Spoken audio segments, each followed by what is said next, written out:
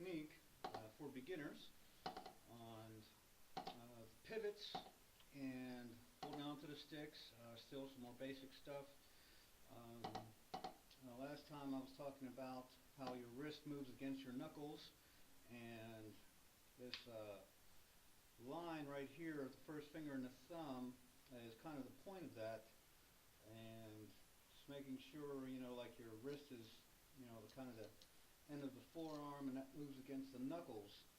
So when that kind of action kind of happens right there for that, where that occurs at the end of the, or the beginning of that line of your first finger and your thumb, okay? And if that goes the same way, you're going to get a nice consistent sound into the drum, okay? So every time your forearm comes up, that makes your hand go down, and that'll give you a nice strong sound into the surface, okay? And you want to think of the surface as being an inch lower than it actually is, okay? Because the snare drums, or at least 5.5, or even piccolos, they're 3.5. So, and the snares are on the bottom of that. So you have to imagine that surface being a little lower than it actually is, so you get those snares to resonate on the bottom. Okay, if you're just playing on the top and thinking of the surface being right where it actually is, you're going to get a really thin sound. You're not going to make that whole drum resonate. And if you're especially playing on a marching drum, those are 12 inches deep, and the snares are on the bottom of that. So if you're not playing really hard into that drum with a good technique, the snares aren't going to resonate, and the drum's not going to sound good. So, and you're just not going to have a really good, strong sound. So always make sure that you're playing with a good technique and you're playing into the drum. Okay, and it all comes back to holding onto the sticks, making sure that your pivot action is proper, and all your fingers are helping everything to work properly. And if you notice, when your wrist comes up, the back of the stick also comes up. Okay. So whenever that back of the stick comes up, your wrist also comes up there.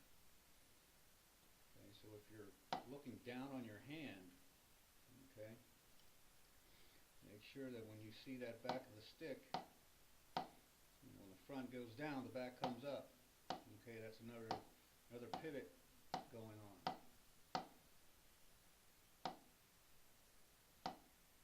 The quicker that back comes up, the faster the front's going to go down, the harder the front's going to go down. Okay, so make sure everything's working the way it's supposed to. Okay, that's when I was talking about the fingers being under the stick. Okay, being against your hand, the stick being into your hand. When you squeeze the stick against your hand, and they're squeezing up, and your first finger and your thumb are pushing the front of it down, that's going to make everything move faster.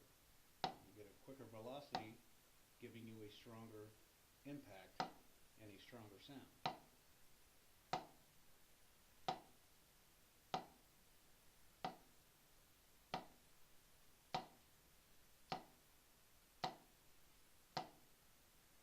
Okay, one thing we used to do was let's watch out of the way, try to move our forearms, our wrists up, and slap it up against our hands by moving our hand down, move our forearms up, all this muscle under here, get that Popeye arm going, all those muscles contracting.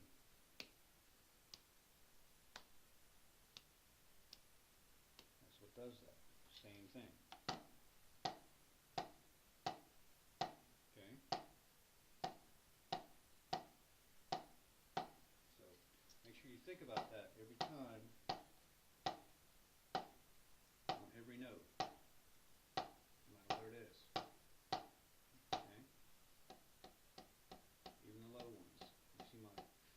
forearm moving up every time the front of the stick goes down. The back of the stick goes up and the front goes down, vice versa.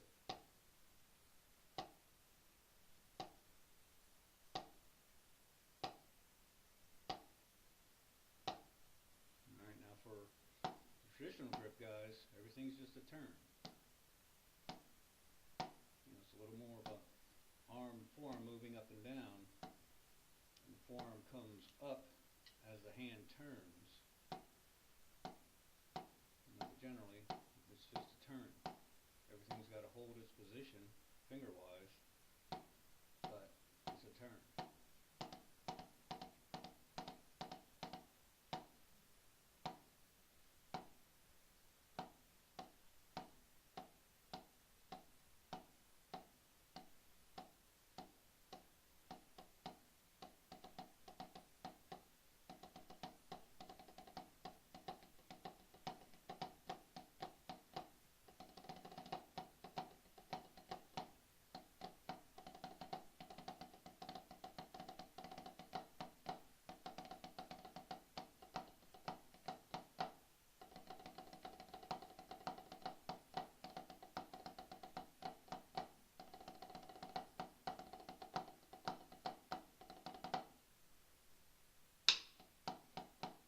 Oops.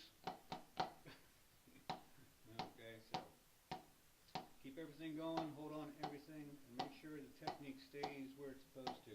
Alright, always look, when you're not playing, not playing when, music, organization, just practicing by yourself. Look down at your hands and make sure everything's doing what it's supposed to, okay?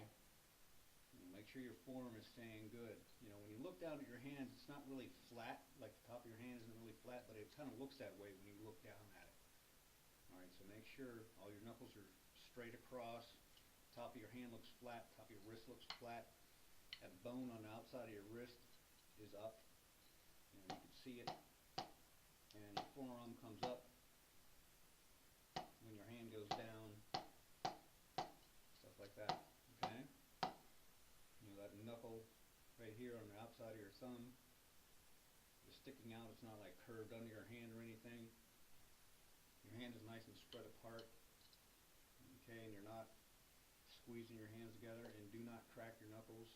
It's strengthened by stretching. Always stretch your hands. That pressure builds up because your muscles in your fingers are weak, but the more you stretch like this, you build up the muscles, and they'll hold the cartilage and the little bones in your fingers in place, okay? Spread your fingers apart like that, stretch them apart, and that'll help to get those muscles from laying all over each other, okay? So, get a stress ball or something, and like one of those hand strengthening things you squeeze. Try to strengthen up your hands, or any kind of little weight. I used to have this weight, that I would do like that with my fingers. I'd curl my fingers, watch TV, 15-30 minute program. I'd do half of it with the right hand, half of it with the other hand. Really strengthen that stuff up, and always shake a lot, and shake up and down when your hands are getting, muscles feel tight. Never ever crack your knuckles. Very bad for drummers. Let's see. Other things you can do, like stretching down here, shake up and down, and shake sideways. I think I already showed you this one. Oh, damn. Yeah, I showed you that one. That's good. That's good. Let's see. What else you can do? That's about it. Just pulling and stretching like that. See how much you can make it stretch back. Yeah, those are good. But yeah, never ever crack your knuckles, man. Very, very bad for you. Let's see. As far as anything else, we're playing into the surface, and your technique in holding it. I think I covered that in another video, playing with other fingers, taking other fingers off of the stick and playing with just one finger at a time. Yeah, I think I did that with other ones in another video. And as far as traditional grip goes, and playing into the surface, just make sure you get a good strong turn. Don't let it bounce. Like, as soon as you feel it hit, just relax. Don't stay tense all the time. Okay? Just hit and relax. Once you feel that impact, relax, or the pressure will keep building and building. Okay?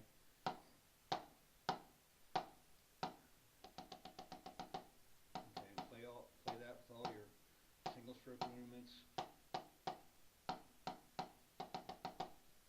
You know, the 2, 3, 4, 5, 6, and the 7. Okay? And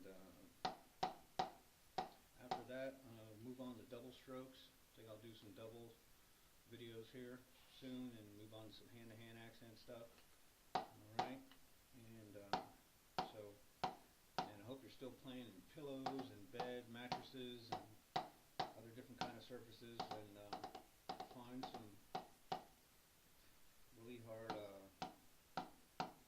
really hard surfaces besides, like, I know not everybody has a marching drum sitting around with a bulletproof head on it, but try to find, like, if you have like a piece of tile, ceramic tile or porcelain tile, that's really cool. That's pretty close to what those heads feel like. That'll really help you. But until you get your technique down, I wouldn't suggest it too much, because then you'll start breaking sticks and maybe stressing out your muscles. So just stick with the pads, practice pads, and maybe a regular snare drum, and just pay attention.